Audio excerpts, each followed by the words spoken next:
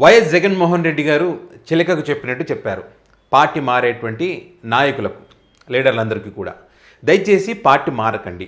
Party మారే ముందు కొన్ని ఆలోచన చేసుకోండి.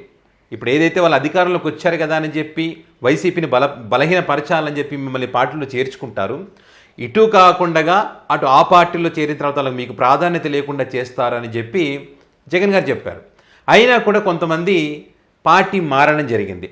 వాళ్ళ అవసరాలు అనుకోండి, ఆర్థిక లావాదేవీలకు సంబంధించి అనుకోండి, అనేక కారణాల చేత వాళ్ళు పార్టీ మారారు. మరి మారిన తర్వాత జగన్ గారు ఏదైతే చెప్పారో అక్షరాల అదే జరుగుతూ ఉంది. పార్టీ మారిన ప్రతి ఒక్కరు కూడా ఇప్పుడు వైసీపీలోకి రావాలనేటువంటి ఆలోచన గట్టిగానే చేస్తూ ఉన్నారు. ముఖ్యంగా బాలినేని గారికి సంబంధించి పెద్ద ఎత్తున చర్చ జరుగుతోంది. ఇక నా వల్ల కాదు, ఈ అవమానాలు నేను భరించలేని, ఏం చేసైనా సరే తిరిగి వైఎస్ఆర్ కాంగ్రెస్ పార్టీలోకి వెళ్ళాలనేటువంటి ఆలోచన తన సన్నిహితుల దగ్గర చాలా గట్టిగానే ప్రయత్నం చేస్తూ ఉన్నారనేటువంటి చర్చ జరుగుతున్నటువంటి క్రమంలో ఇటు వైఎస్ఆర్ కాంగ్రెస్ పార్టీ మాత్రం ఎట్టి పరిస్థితుల్లో ఆయన తిరిగి పార్టీలోకి తీసుకోకుండా ఉంటేనే భవిష్యత్తులో మన పార్టీ కష్టాల్లో ఉన్నప్పుడు మన పార్టీని వదిలేసిపోయేటువంటి పరిస్థితులు రాకుండా ఉంటాయి. ఎందుకంటే అధికారంలో ఉన్నప్పుడు అన్ని అనుభవించి అధికారం కోల్పోయిన తర్వాత పార్టీకి నష్టం కలిగించేటువంటి నిర్ణయాలు తీసుకునేటువంటి వాళ్ళను ఎట్టి పరిస్థితుల్లో కూడా పార్టీలో చేర్చుకోవద్దు అనేటువంటి సంకేతాలు క్యాడర్ కూడా ఇస్తూ ఉంది.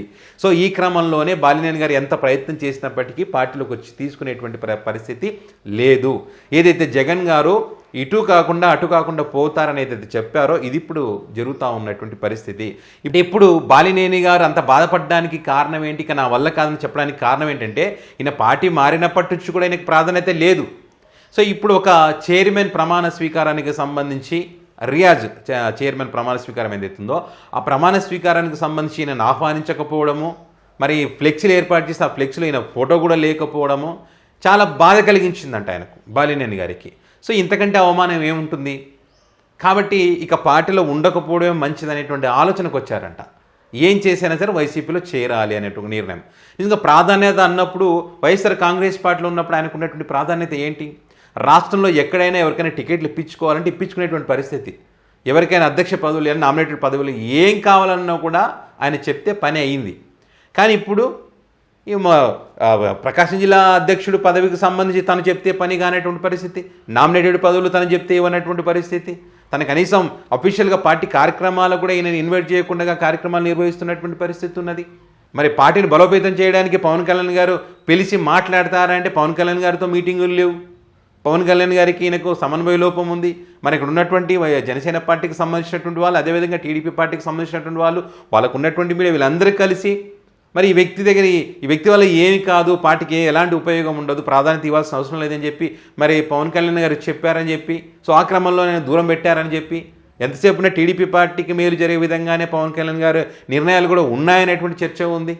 సో ఇంత జరుగుతున్నప్పుడు ఇంకెందుకు ఉండాలి పార్టీలో ఈ అవమానాలు భరిస్తూ అనేటువంటి ఆలోచనకి బాలినేని గారు రావడం, అదేవిధంగా టీడీపీ పార్టీతో ఉన్నటువంటి ఘర్షణ. దామచర్ల జనార్దన్ గారు ఫస్ట్ నుంచి కూడా వ్యతిరేకిస్తూ ఉన్నారు. నేను పార్టీలోకి వస్తే మీరు కూటమిలో ఉన్నా, అక్కడున్నా, ఇక్కడున్నా, ఎక్కడున్నా సరే మన మధ్య జరిగినటువంటి ఏదైతే ఉందో దాన్ని మర్చిపోయే ప్రసక్తి లేదు. నీ మీద నేనైతే కేసులు పెట్టాలనుకున్నానో, నిన్ను ఏ రకంగా ఇబ్బంది పెట్టాలనుకున్నా అవన్నీ కూడా జరిగే తీరుతాయని చెప్పి ఆయన కూడా సవాలు విసురుతున్నటువంటి పరిస్థితులు ఉన్నాయి. సో ఈ క్రమంలో బాలినేని గారు ఏమీ చేయలేక నిస్సహాయ స్థితిలో ఉండిపోయారు.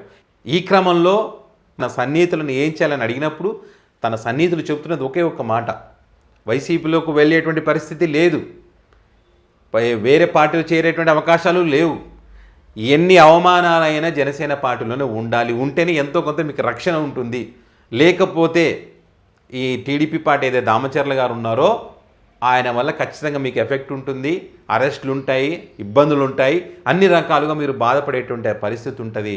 మరి ఆ బాధ కన్నా ఈ బాధ నయ్యం కదా, సన్నిధులు చెప్పారనేటువంటి చర్చ కూడా గట్టిగానే ఉంది. బాలినేని గారు జనసేన పార్టీలో చేరగానే అద్భుతాలు జరగబోతున్నాయి, వైఎస్ఆర్ కాంగ్రెస్ పార్టీ ప్రకాశం జిల్లాలో నామ రూపాలు లేకుండా పోతుందని చెప్పి బాలినేని గారు ఆపరేషన్ ఆకర్ష ద్వారా అందరినీ ఆకట్టుకుంటారని చెప్పి రకరకాలుగా చర్చ నడిచింది. మరి బాలినేని గారి ఆపరేషన్ ఆకర్షమైంది, బెడిసి కొట్టింది. తనకే ప్రాధాన్యత లేనటువంటి పరిస్థితి, తన రాజకీయ భవిష్యత్తు ఏ రకంగా ఉంటుందో కూడా తెలియనటువంటి పరిస్థితుల్లో ఆయన రాజకీయ జీవితం ఇప్పుడు ఉంది. సో మరి జగన్ గారు చెప్పింది మరి నిజమవుతున్నట్టే కదా ఇక్కడ. కాబట్టి ఈ రాజకీయ నాయకులు అధికారంలో ఉన్నప్పుడు అన్నీ అనుభవించి అధికారం కోల్పోయిన తర్వాత వేరే పార్టీలకు వెళ్తే ఏ రకంగా ఉంటుంది అనడానికి అతిపెద్ద ఎగ్జాంపుల్ బాలినేని శ్రీనివాసరెడ్డి గారే. సో చూడాలి ఏం జరుగుతుంది, మరి ఈయన ఎలాంటి నిర్ణయం తీసుకుంటారు, అవమానాలన్నీ భరిస్తూ అక్కడే ఉంటారా, లేకపోతే వైఎస్ఆర్ కాంగ్రెస్ పార్టీలకు వస్తారు ఏం చేసైనా సరే అనేటువంటి చర్చ జరుగుతున్న క్రమంలో మరి వైసీపీలోకి వస్తారా, మరి వీళ్ళు వైసీపీలోకి తీసుకుంటారా, లేకపోతే వేరే ఆలోచన చేస్తారా అన్నది రానున్న రోజుల్లో తేలుతుంది.